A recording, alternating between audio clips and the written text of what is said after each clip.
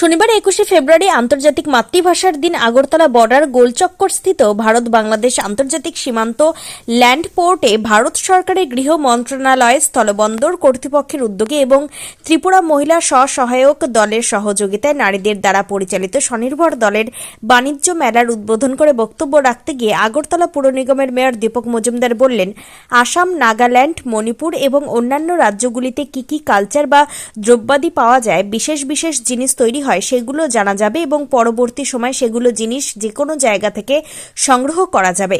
এই আগরতলা আখাউড়া ভারত বাংলাদেশ আন্তর্জাতিক সীমান্ত সংলগ্ন ল্যান্ড পোর্ট ক্রয় বিক্রয়ের জায়গা তৈরি করার জন্য কেন্দ্রীয় সরকারের নিকট ত্রিপুরা সরকারের তরফ থেকে প্রস্তাব দেওয়া আছে। আগরতলা বর্ডার গোলচক্করস্থিত ভারত বাংলাদেশ আন্তর্জাতিক সীমান্ত সংলগ্ন ল্যান্ড পোর্ট পর্যটনের জায়গা। দেশ বিদেশ থেকে যেসব মানুষেরা আসেন তারা এই আগরতলা আখাউড়া সীমান্ত চেকপোস্ট দিয়ে বাংলাদেশ হয়ে বিভিন্ন জায়গায় যাচ্ছেন। পাশাপাশি বাংলাদেশ থেকেও বিভিন্ন মানুষজন ব্যবসা অথবা চিকিৎসার জন্য ত্রিপুরায় আসছেন। আগরতলা আখাউড়া সীমান্ত চেকপোস্টে বড় একটি পুকুর আছে। সেই পুকুরটি সৌন্দর্যায়নের জন্য প্রকল্প হাতে নিয়েছে আগরতলা পুর নিগম। এদিনের অনুষ্ঠানে উপস্থিত ছিলেন land port authority of India regional coordinator Debashis Nandi, land port administrator Rakesh Kumar সহ আগরতলা পুর নিগমের কর্পোরেটরগণ।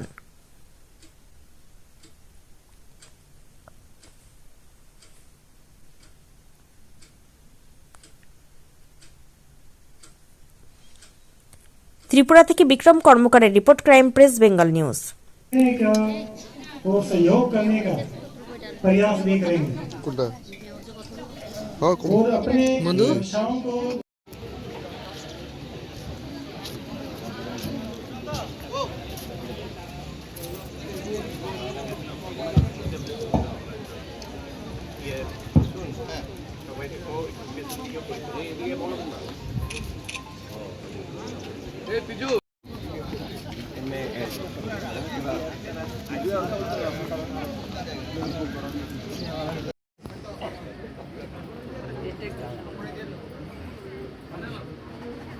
একটু দেখে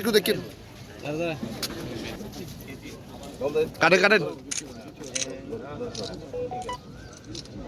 একটু দিকে সবাই, একটু দিকে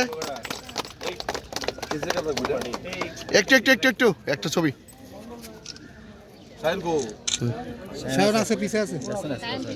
আইছে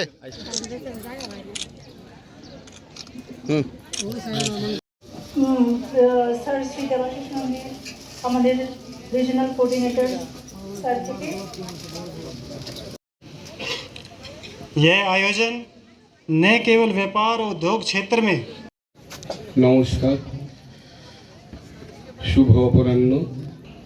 ল্যান্ডপোর্ট অথরিটি অব আগরতলার অঞ্চল, আসাম, নাগাল্যান্ড, মণিপুর বা অন্যান্য রাজ্যগুলিতে কী কী কালচার, কী কী দ্রব্যাদি পাওয়া যায়, বিশেষ বিশেষ জিনিস তৈরি হয় তাদের দ্বারা, তো সেইগুলিও আমরা কিন্তু জানতে পারবো, দেখতে পারবো। পরবর্তী সময় আমরা কিন্তু যে কোনো জায়গা থেকে এগুলি আমরা সংগ্রহ করতে পারবো। কাজে এটা একটা দেখার এবং ক্রয় বিক্রয়ের জায়গা তৈরি হবে এই অষ্টরূপী হাট যদি আমরা করতে পারি। এটা আমাদের প্রস্তাব আছে।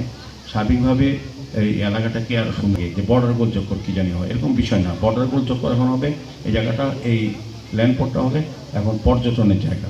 মানুষ যেমন দেশ বিদেশ থেকে যারা আসেন তারা যেমন দেশে হয়ে বাইরে যান, পাশাপাশি তারা এই রাজ্যেও বিভিন্ন কাজে, পর্যটনের জন্য, ব্যবসার জন্য, মেডিকেল ফেসিলিটির জন্য কিন্তু আমাদের বাংলাদেশের প্রতি রাষ্ট্রেও অনেক সংখ্যক লোক বা বিদেশ থেকে আসেন, সেটা থাকবে। পাশাপাশি যাতে এখানে সঙ্গে একটা বড় লেকের মতো আছে, সেটাকে আমরা প্রজেক্ট দিয়েছি যাতে এটা ডেভেলপ করে সৌন্দর্যায়ন, যেমন আমরা আগরতলা শহরে পরিত্যক্ত পুকুরগুলি করছি, এই বড় জায়গাটা, লেকটাকে যাতে আমরা সংরক্ষণ করে সৌন্দর্যায়ন করে বোটিংয়ের ব্যবস্থা করা, এগুলো নিয়ে আমরা প্রজেক্ট তৈরি করছি। দেবাশিস বাবুর সঙ্গে অনেকবার ওটা কথা হয়েছে, পর্যটন মন্ত্রীও চাইছেন উনিও এটাকে পর্যটনের যাতে লিস্টের মধ্যে এই জায়গাটা থাকে সে ব্যবস্থা করা হচ্ছে।